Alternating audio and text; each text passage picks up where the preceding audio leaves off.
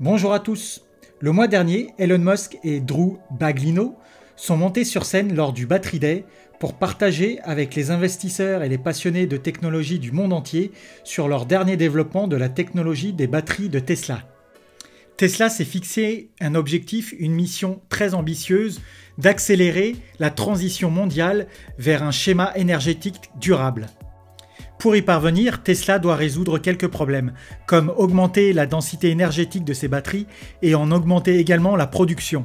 En effet, en 2019, Tesla n'a vendu que 375 000 véhicules. Ils ont vendu en moyenne 90 000 véhicules par trimestre, ce qui peut être considéré comme un énorme succès, mais dans l'ensemble, ils ne font guère de différence sur le marché total des véhicules, qui, en 2019, a atteint 90 millions de véhicules vendus dans le monde. En termes de production et de vente de véhicules, Tesla est donc encore un tout petit poisson dans le monde de l'automobile. Et il a encore beaucoup de chemin à faire pour égaler les plus gros constructeurs automobiles mondiaux comme Toyota et Volkswagen. En comparaison, Toyota et Volkswagen ont vendu près de 11 millions de véhicules chacun en 2019. Cette journée de Battery Day nous montre les défis que Tesla doit résoudre pour pouvoir devenir un géant de l'automobile. Cette image en particulier a fait apparaître très clairement l'ambition et les défis de Tesla afin de faire passer le marché mondial total des véhicules à des véhicules électriques à batterie. Ils ont estimé qu'une croissance 100 fois supérieure était nécessaire en prenant la production actuelle de batteries de 0,1 TWh à 10 TWh. Et de même, ils ont estimé que la transition de notre consommation totale d'énergie nécessiterait 10 TWh supplémentaires de production de batteries chaque année. Une augmentation de 1600 fois la production actuelle pour ce secteur. Nous devons passer rapidement des combustibles fossiles, mais ça ne sera pas facile. Pour se dégager des énergies fossiles et s'orienter vers des énergies durables, Tesla va se confronter à beaucoup de problèmes. Dans cette vidéo, je vais vous expliquer les défis auxquels Tesla et tous les fabricants de batteries vont se confronter en matière de mise à l'échelle de production et certaines de ces améliorations sur lesquelles ils travaillent pour atteindre leur objectif. La chaîne d'approvisionnement des batteries commence par l'exploitation minière. En effet, il existe toute une gamme de produits qui rentrent dans la fabrication d'une batterie. Je vais vous dresser une liste de base de ces ingrédients et vous expliquer en quoi leur exploitation et leur approvisionnement peut poser des problèmes dans la chaîne de production des batteries. Comme toutes les batteries, une batterie ionique contient une électrode positive, la cathode, et une électrode négative, l'anode, séparées par un électrolyte. Ces batteries sont appelées batteries lithium-ion car elles alimentent des appareils en transportant des ions chargés positivement sous forme d'ions lithium entre l'anode et la cathode, créant ainsi un potentiel électrique entre les deux côtés de la batterie qui oblige les électrons à traverser l'appareil qu'elle alimente pour égaliser le potentiel électrique. Ce processus est réversible pour les batteries lithium-ion. Les piles ioniques, car les ions lithium sont maintenus de façon lâche dans l'espace de la structure cristalline de l'anode et de la cathode. C'est ce qu'on appelle l'intercalation. De sorte que lorsque le potentiel électrique opposé est appliqué à la pile par la charge, il force les ions lithium à se transporter de nouveau à travers le pont d'électrolyte et de se loger dans la cathode. Une fois de plus, c'est le cœur de la batterie. Les matériaux de l'anode et de la cathode fournissent des petits bacs de stockage pour que les ions de lithium puissent se garer entre les états chargés et non chargés. Ainsi, le lithium est la première matière que nous devons nous procurer pour construire une batterie. Cependant, le lithium en lui-même ne détermine pas la capacité énergétique d'une batterie, qui dépend davantage du poids et de la taille des bacs de stockage dans lesquels les ions de lithium se stockent.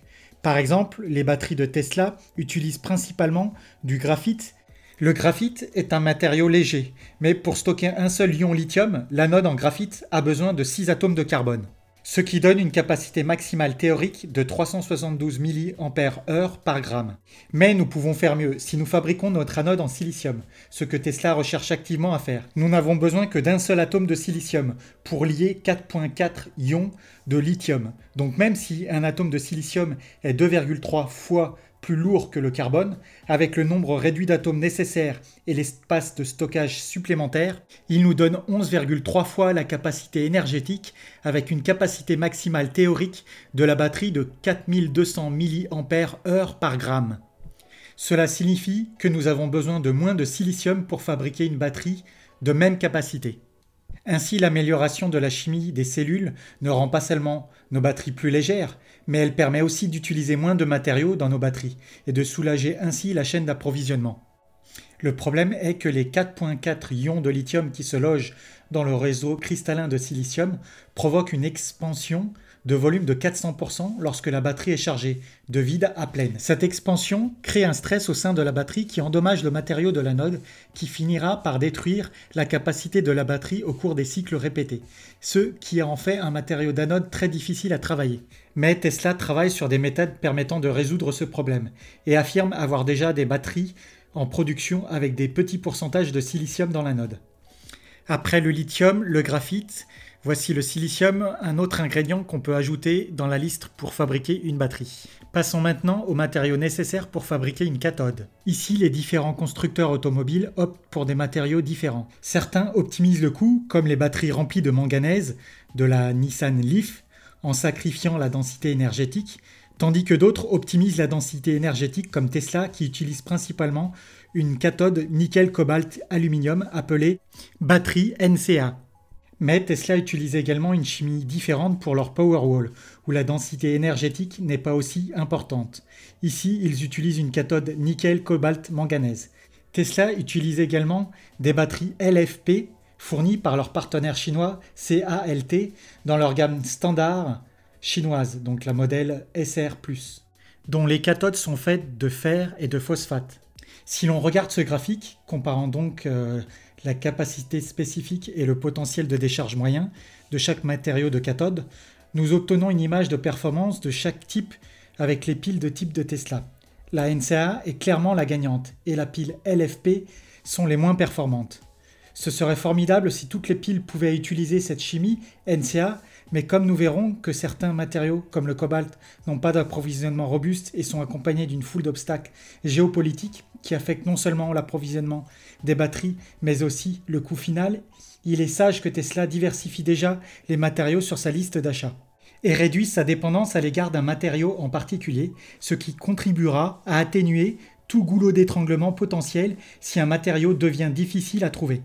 Voici donc une liste de matières premières de base nécessaires pour la fabrication d'une batterie. Du lithium, du graphite, du silicium, du nickel, du cobalt, de l'aluminium, du manganèse, du fer et du phosphore liquide.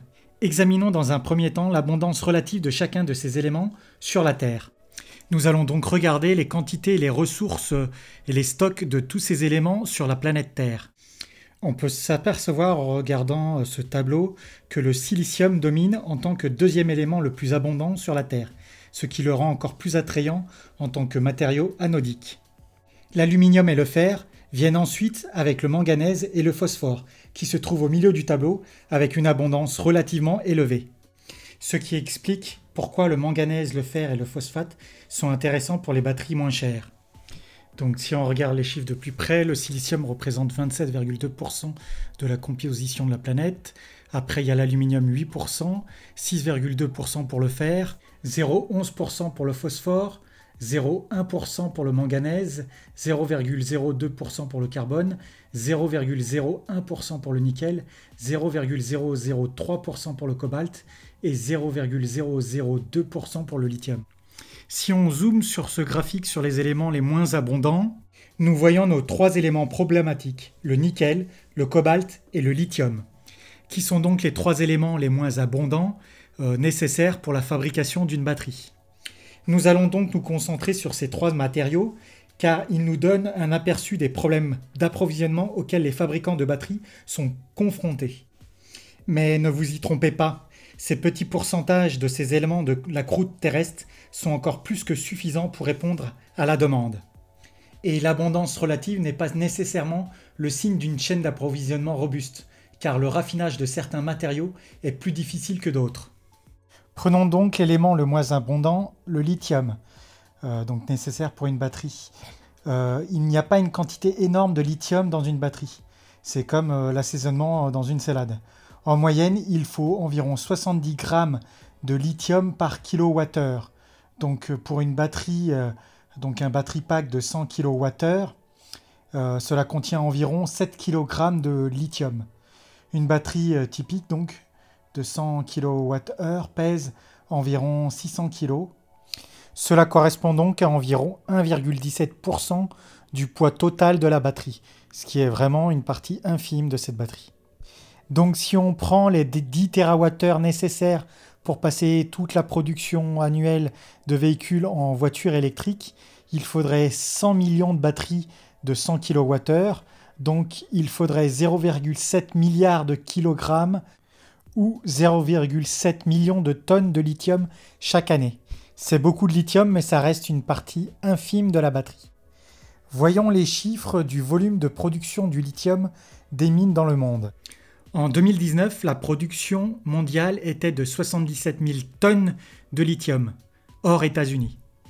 En ce qui concerne les réserves mondiales de lithium, elles sont estimées en 2020 à 17 millions de tonnes et l'ensemble des ressources identifiées est identifié à 80 millions de tonnes de lithium. Cette réserve de 17 millions de tonnes de lithium est une quantité qui est conservée pour éviter de saturer le marché et de faire baisser le prix si la demande augmente fortement. Avec la réserve actuelle de lithium, on pourrait fabriquer 100 millions de Tesla ou bien plus largement 100 millions de véhicules électriques chaque année pendant 24 ans. Donc cela correspond à la quantité de véhicules produits chaque année dans le monde, donc 24 ans de véhicules électriques uniquement.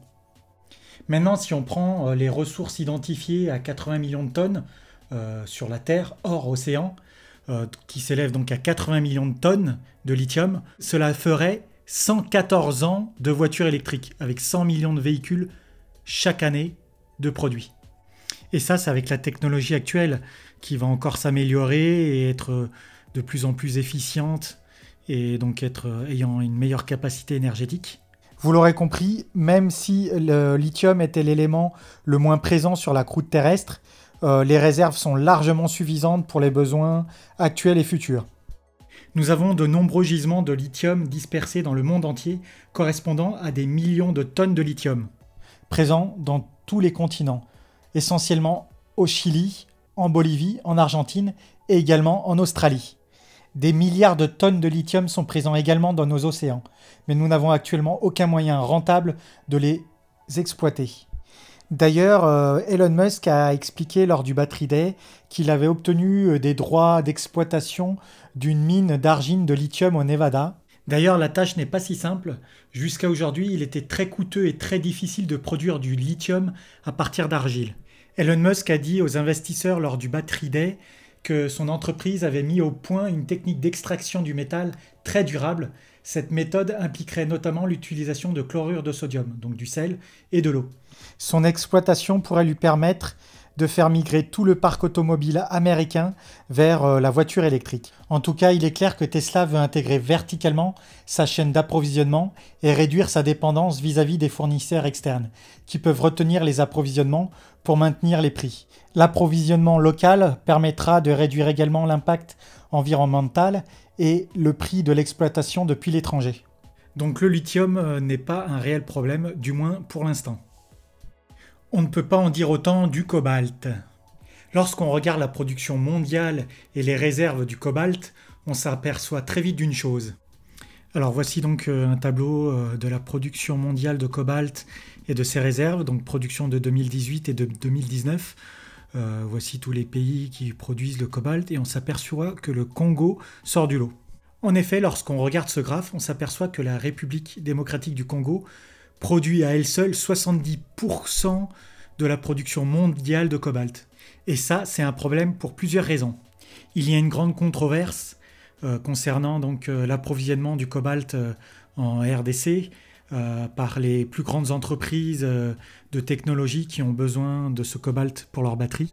Un procès historique a été lancé à Washington contre Apple, Google, Dell, Microsoft et vous l'aurez bien deviné, Tesla, mettant en cause les horribles pratiques minières en RDC qui alimentent le travail des enfants et les pratiques minières dangereuses, sont monnaie courante dans ce que l'industrie appelle d'une manière falicieuse l'exploitation minière artisanale. La principale solution de Tesla pour répondre à cette question a été de réduire la quantité de cobalt dans leurs batteries. C'est évidemment un problème géopolitique compliqué et je ne suis pas tout à fait sûr de savoir comment Tesla est censé intervenir dans les problèmes des droits de l'homme d'un autre pays. Et honnêtement, ça dépasse mon domaine de compétence. Je ne vais donc pas m'essayer à proposer des solutions, mais c'est un problème. Et c'est pour cette raison que le cobalt est actuellement le plus gros goulot d'étranglement de la chaîne d'approvisionnement, qui inquiète des entreprises comme Tesla. Un pays fournisseur unique, avec un passé d'instabilité et des violations des droits de l'homme, est un maillon rouillé de la chaîne qui n'attend que de se casser. Il est difficile de trouver la quantité exacte de cobalt dans une batterie Tesla, mais d'après ce que j'ai pu trouver, cela serait entre quelque chose comme 4,5 kg à 6,6 kg dans une batterie de 75 kWh. Pour 10 TWh, donc équivalent à 100 millions de véhicules électriques produits à l'année, donc la production mondiale de véhicules sur un an, il faudrait 600 000 tonnes de cobalt par an. Cela dépasse largement la production actuelle de 140 000 tonnes, mais dans ce cas, il n'y a pas beaucoup de marge d'amélioration dans l'approvisionnement, la source primaire étant la RDC. Et de plus, les réserves mondiales de cobalt sont actuellement de 7 millions de tonnes de cobalt et elle est détenue à moitié par la RDC. Les seules autres grandes ressources de cobalt inexploitées se trouvent sous l'océan, avec un volume estimé de 120 millions de tonnes. Mais je pense que nous sommes tous d'accord pour dire que le dragage des fonds marins n'est pas la solution au changement climatique. Nous devons trouver une alternative au cobalt. Tesla travaille déjà à remplacer complètement le cobalt avec le nickel, qui est un peu plus de 3 fois plus abondant sur la croûte terrestre. Et donc la chaîne d'approvisionnement est beaucoup plus robuste et répartie plus uniformément sur le continent. Cependant, le nickel représente la majeure partie du poids de la cathode de Tesla, et le nickel va constituer un goulot d'étranglement à l'avenir. Les batteries de Tesla contiennent environ 700 grammes de nickel par kilowattheure. Ainsi, une batterie de 100 kWh contient 70 kg de nickel, ce qui est nettement plus que les autres matériaux utilisés jusqu'à présent. Si l'on porte ce chiffre toujours à 10 TWh, nous aurions besoin de 7 milliards de kilos de nickel ou bien 7 millions de tonnes de nickel chaque année. Et ça correspond à la chimie actuelle de Tesla. Et si Tesla remplaçait complètement le cobalt par le nickel, la demande donc pour la production annuelle serait encore plus importante. La production de nickel en 2019 était de 2,7 millions de tonnes et les réserves sont estimées à 89 millions de tonnes. Mais le nickel est très recherché car il est principalement utilisé par l'industrie de l'acier comme métal d'alliage vital pour l'acier inoxydable. Actuellement, le marché des batteries électriques n'utilise que 5% de l'approvisionnement annuel en nickel. Augmenter la production à 10 TWh ferait basculer ce pourcentage de manière drastique et l'extraction du nickel devrait s'intensifier rapidement pour répondre à la demande. Elon Musk a pratiquement supplié les producteurs de nickel de signer un contrat exclusif avec eux pour une méthode d'extraction respectueuse de l'environnement, en évoquant les problèmes qu'ils rencontrent avec leurs principaux fournisseurs en Indonésie, dont les pratiques minières amènent les gens à se demander si les véhicules électriques à batterie sont réellement bons pour l'environnement. Il est donc clair que le nickel et le cobalt sont nos deux plus grands goulets d'étranglement dans la chaîne d'approvisionnement. Et à ce stade précoce, nous en sommes actuellement au premier jour de la voiture électrique à batterie, dont très peu arrivent actuellement en fin de vie, chaque année. Mais cela va bientôt changer. Le nombre de batteries disponibles pour le recyclage va bientôt exploser. À ce moment-là, une chaîne d'approvisionnement plus cyclique par le recyclage va émerger, l'exploitation minière devenant moins critique pour la chaîne d'approvisionnement.